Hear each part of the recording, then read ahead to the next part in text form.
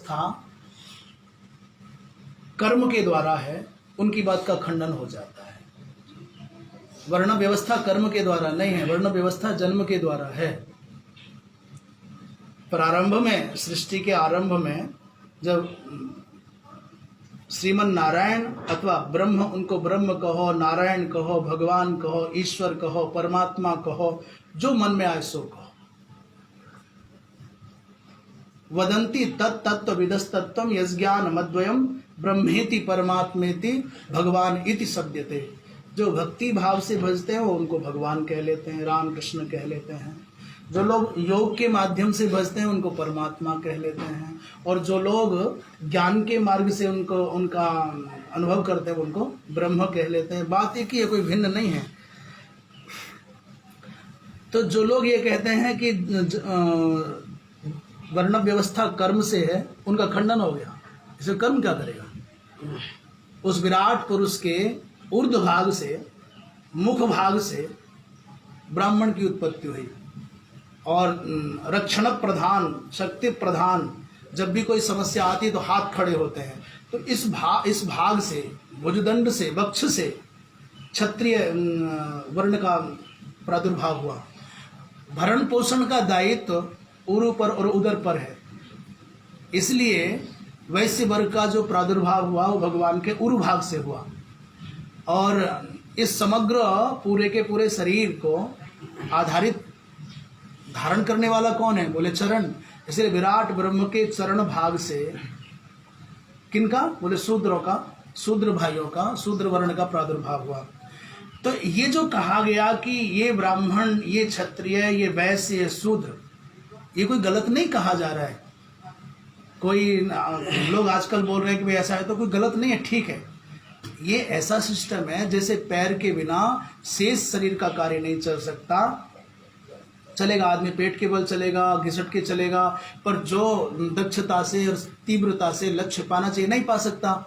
इसी हाथों के बिना भी काम नहीं चलता। चलेगा, बिना हाथों के लोग जीते हैं, पर जो सुविधा और अनुकूलता हाथों के रहते हैं वो नहीं होगी। मुख के बिना काम नहीं चल सकता, चलता भी है परंतु जैसे जैसे चलता है। इसलिए शरीर को जैसे स्वस्थ, सुव्यवस्थित और लक्ष्य प्राप्त करने में सक्षम देखना है, इस भाग का, इस भाग का, इस भाग का और चरण भाग का, सबका बराबर आदर होना चाहिए। सबकी सुरक्षा परम आवश्यक है, तब ये शरीर ठीक चलेगा। वैसे ही समाज में ब्राह्मण, क्षत्रिय, वैश्य और शूद्र, ये चारों वर्ण हैं। ये चारों एक दूसरे के नीचे ऊंचे नहीं है, छोटे बड़े नहीं है, समान है। सबकी बराबर उपयोगिता है, सबका बराबर सम्मान होना चाहिए। परंतु सर की जगह पर पैर काम नहीं कर सकता। सर अपनी जगह है, पैर अपनी जगह है, हाथ अपनी जगह है, उरु अपनी जगह है। परस्पर सबका सम्मान होना चाहिए, निरादर किसी का नहीं होना चाहिए। पर जो लोग ये कहते हैं कि साहब कर्म से होती है, और गीता जी का श्लोक इस पक्ष में अपने उद्धरण के रूप में देते हैं, चातुर्वर्ण्यम मया सृष्टम गुण कर्म विभाग सह। ऐसा भगवान ने गीता जी में कहा है कि चातुर्वर्ण मैंने बनाए। कैसे बनाए? बोले गुण और कर्म के आधार पर। तो ये भोले लोग जो गीता जी के श्लोक को पकड़ करके खड़े हो जाते हैं डंडा झंडा लेकर के, इन्हें इतना सा भी पता नहीं है कि सृष्टम पदम इक्ता प्रत्यांत भूतकालिक, पूर्व जन्मों के कर्म और गुणों के आधार पर, सत्वरज तमात्मक गुणों के आधार पर, कर्मों के आधार पर वर्तमान कालिक रूप, रंग, शरीर, जाति सब मिले, माता पिता मिले। ये इस जन्म के कर्म के आधार पर जाति का निर्धारण करोगे तो कहाँ जाओगे? रोज झमेला होगा, वो खेत में चला किसान कहलाएगा, वो जूता साफ करने लगा तो तुम और कोई नाम रख दोगे जाति का, वो अपनी सेविंग करने लगा खुद ही तो तुम कह दोगे तो भाई जाति नाम रख दोगे, और वो शौचालय साफ करने लग गया तुम अलग नाम रख दोगे, तो दिन भर में 24 जाति रखोगे, हर घंटे में जाति बदलो, कैसे करोगे? फिर मैं पूछूं, श्राद्ध के दिन में अपने पिताजी का श्राद्ध करना हो तो भाई साहब कौन से वाले ब्राह्मण को खिलाओगे? गौदान करने की बात लिखिए तो गधा दान करोगे? इसलिए महान आश्चर्य की बात है, वहां भगवान ने गीता जी में कहा कि पूर्व जन्म के गुण और कर्म के आधार पर मैंने जाति बनाई है। क्यों लड़े जा रहे हो? कहाँ लिखा है भगवान ने कि शूद्र को परमात्मा नहीं मिलेगा, स्त्री को परमात्मा नहीं मिलेगा, ब्राह्मण को सुविधा से मिल जाएगा? मैं कहता हूं ब्राह्मण आदि को और कठिनाई से मिलेगा, उनकी जिम्मेदारी और ज्यादा है। विष्णु पुराण में भगवान वेदव्यास जी ने कहा है कि इस कलयुग में शूद्र धन्य, स्त्री धन्य, क्योंकि भगवान इनको आसानी से मिल जाएगा। पर कब मिलेगा? झंडा डंडा और जिंदाबाद मुर्दाबाद करने से नहीं, खंडन मंडन से नहीं, वो मिलेगा वेद जो कहता है वो करो। गीता जी का एक श्लोक तो पकड़ लिया, चातुर्वर्ण्यम मया सृष्टम, पर ये नहीं पकड़ा कि कृषि गोरक्ष वाणिज्यम वैश्य कर्म स्वभावजम और परिचर्यात्मकम कर्म शूद्रस्यापि स्वभावजम, ये नहीं पकड़ा। ब्राह्मण का क्या कर्म है, क्षत्रिय का क्या कर्म है, शूद्र का क्या कर्म है, वैश्य का क्या कर्म है, ये भी तो करना चाहिए, ये पकड़ना चाहिए। तो जो लोग ये कहते हैं, मैं तो कहता हूं कि जितनी गंगा माँ पवित्र और पूज्य है, क्यों गंगा माँ पवित्र और पूज्य है? क्योंकि भगवान नारायण के चरण से प्रकट हुई है ना? यही जितनी माँ गंगा पूज्य और पवित्र है, क्यों पूज्य और पवित्र है? भगवान के चरणों से प्रकट हुई। और क्यों? बोले सब जीवों के, संसार के लोगों के पापों को काटती है, गंदगी को धोती है, शुद्ध करती है। दो बात, एक तो ये सफाई करती है, शुद्धि करती है, पाप काटती है, दूसरा भगवान के चरणों से प्रकट हुई, इसलिए पवित्र है गंगा माँ। ऐसे ही गंगा माँ के भाई के रूप में शूद्र वर्ण में जिनका जन्म हुआ है, वो भी तो भगवान के चरणों से प्रकट हुए हैं। इन चरणों के धोने से या उन चरणों से वो प्रकट हुए हैं, तो वो भी आदरणीय हैं।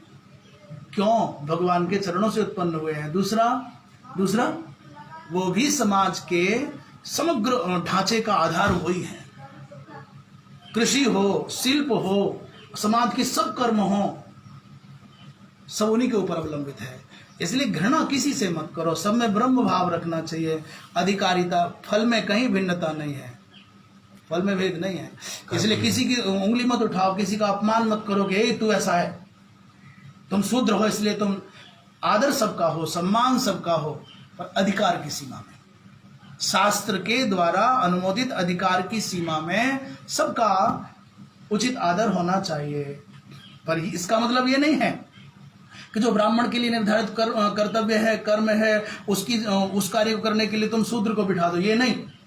जो कर्म ब्राह्मण के लिए उद्घोषित है शास्त्र के द्वारा, उसे वो करे, जो शूद्र के द्वारा निर्धारित है वो करे। सबका आदर रहना चाहिए, सबका सम्मान रहना चाहिए।